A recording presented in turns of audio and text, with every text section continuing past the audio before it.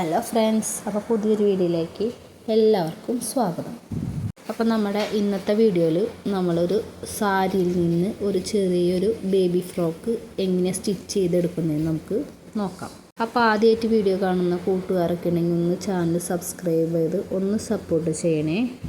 അപ്പോൾ നമുക്ക് വീഡിയോയിലേക്ക് കിടക്കാം. അപ്പോൾ ഞാൻ ഈ സാരിയിലാണ് കട്ട് ചെയ്ത് എടുക്കുന്നത്. അപ്പോൾ ഞാൻ ഈ ഫ്രോക്കിൻ്റെ യോക്ക് പാർട്ട് കട്ട് ചെയ്തെടുത്തിട്ടുണ്ട്. ഇത് ഫോൾഡ് ചെയ്തെടുത്തിട്ട് ഫ്രണ്ടും ബാക്കും ആയിട്ട് നമ്മൾ ഫോൾഡ് ചെയ്തിട്ട് 9 ഇഞ്ച് വീതിയും അതുപോലെ 12 ഇഞ്ച് ലെങ്ത്തിലാണ് ഞാനിതിപ്പോൾ കട്ട് ചെയ്തെടുത്തേക്കുന്നത്.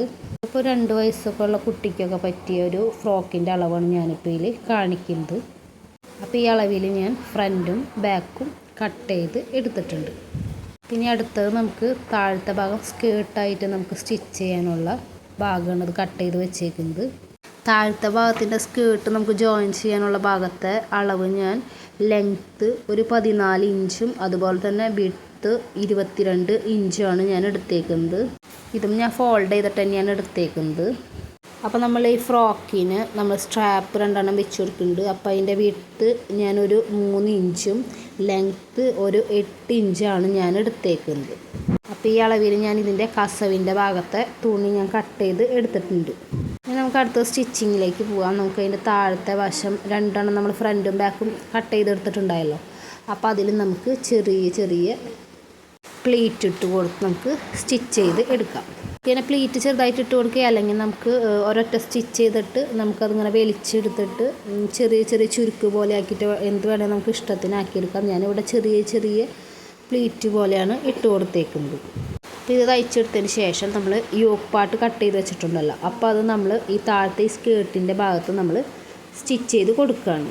അപ്പോൾ നമ്മൾ സ്കേർട്ടിൽ അതിൻ്റെ മുകളിലത്തെ യോക്ക് പാർട്ട് വെച്ചിട്ട് ഒരൊറ്റ സ്റ്റിച്ച് ചെയ്ത് നമ്മൾ കൊടുത്തിട്ടുണ്ട്. അതിനുശേഷം നമ്മൾ ഈ മുകളിലത്തെ യോക്ക് പാർട്ട് അതിൻ്റെ സെൻറ്ററിൽ കൂടെ ഫോൾഡ് ചെയ്തിട്ട് നമ്മൾ ഇതുപോലെ നമ്മൾ ഫോൾഡ് ചെയ്തിട്ട് ഒരു സ്റ്റിച്ചും കൂടി നമ്മൾ പുറത്ത് കൂടെ പതിപ്പിച്ച് അടിച്ചു കൊടുക്കുന്നുണ്ട്. അപ്പോൾ അതവിടെ ഫിക്സായി. അപ്പോൾ ഇതുപോലെ തന്നെ നമ്മൾ ബാക്ക് പാർട്ടിലും സെയിം നമ്മളിപ്പോൾ ചെയ്ത പോലെ തന്നെ ഇതുപോലെ നമ്മൾ ചെയ്ത് കൊടുക്കാം. യോക്ക് പാർട്ട് നമ്മൾ സെൻറ്ററിൽ കൂടെ ഇതുപോലെ മടക്കിയെടുത്തതിന് ശേഷം അത് ഉള്ളിലേക്ക് വെച്ച് നമ്മൾ പുറത്തു കൂടെ മടക്കിയടിച്ചാണ് കൊടുക്കുന്നത്. പിന്നെ ഇത് കഴിഞ്ഞതിന് ശേഷം പിന്നെ നമുക്ക് സൈഡുകൾ ഫ്രണ്ടും ബാക്കും വെച്ചിട്ട് നമുക്ക് സൈഡുകൾ തമ്മിൽ ജോയിൻ ചെയ്ത് നേരെ ഫുള്ളായിട്ട് നമുക്ക് അടിച്ചു കൊടുക്കാം. അത് കൊടുത്തതിന് ശേഷം പിന്നെ നമ്മൾ ഈ 2 സ്ട്രാപ്പ് ഉണ്ടല്ലോ, ഇത് നമ്മൾ ഇങ്ങനെ മടക്കി വെച്ച് അടിച്ചെടുത്തതിന് ശേഷം നമ്മളിനി അത് സ്ട്രാപ്പ് നമുക്ക് ഈ ഫ്രോക്കിൽ പിടിപ്പിച്ചു കൊടുക്കാം.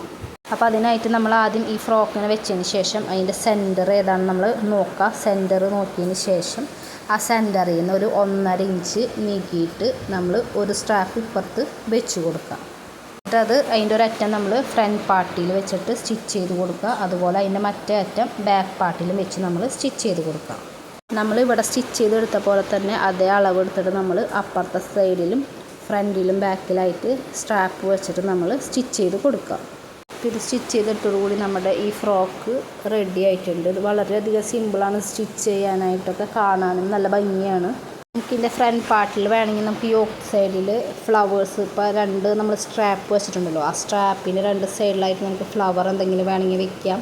അല്ലെങ്കിൽ നമുക്ക് സെൻറ്ററിലായിട്ട് ഒരു ബോ പോലെ ഉണ്ടാക്കിയിട്ട് നമുക്ക് അങ്ങനെ വേണമെങ്കിൽ നമുക്ക് വെക്കാം. ഞാനിപ്പോൾ ഇതിൽ വേറെ ഒന്നും വെക്കുന്നില്ല. ഞാനിപ്പോൾ ഇതിൽ കസവ് കാര്യങ്ങളൊക്കെ ഉള്ളൊരു തുണി ആയതുകൊണ്ടാണ് ഞാൻ ഇതിൽ വേറെ ഒന്നും വെച്ച് കൊടുക്കണില്ല. അപ്പോൾ നമ്മളുടെ ഈ ഒരു കുഞ്ഞു വീഡിയോ നിങ്ങൾക്ക് ഇഷ്ടപ്പെട്ടിട്ടുണ്ടെങ്കിൽ ഒന്ന് ലൈക്ക് ചെയ്ത് ചാനലൊന്ന് സബ്സ്ക്രൈബ് ചെയ്ത് ഒന്ന് സപ്പോർട്ട് ചെയ്യണേ. മറ്റൊരു വീഡിയോ ആയിട്ട് നമുക്ക് പിന്നെ കാണാം. ബൈ.